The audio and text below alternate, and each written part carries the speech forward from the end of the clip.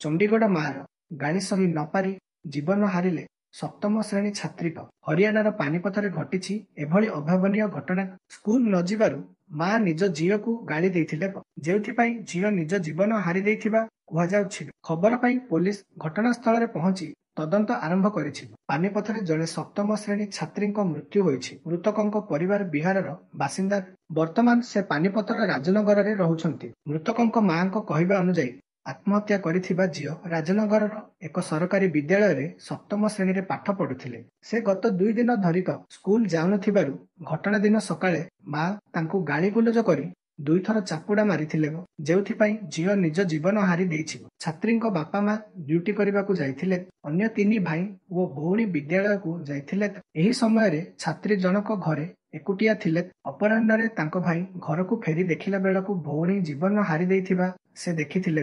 ତଦନ୍ତ ଅଧିକାରୀ କହିଛନ୍ତି ଜେଡ୍ ପୋଷ୍ଟମର୍ଟମ କରାଯାଇଛି ଏବଂ ମୃତଦେହ ସମ୍ପର୍କୀୟଙ୍କୁ ହସ୍ତାନ୍ତର କରାଯାଇଛି। ପୋଷ୍ଟମର୍ଟମ ରିପୋର୍ଟ ଆସିବା ପରେ ପରବର୍ତ୍ତୀ କାର୍ଯ୍ୟାନୁଷ୍ଠାନ ଗ୍ରହଣ କରାଯିବ।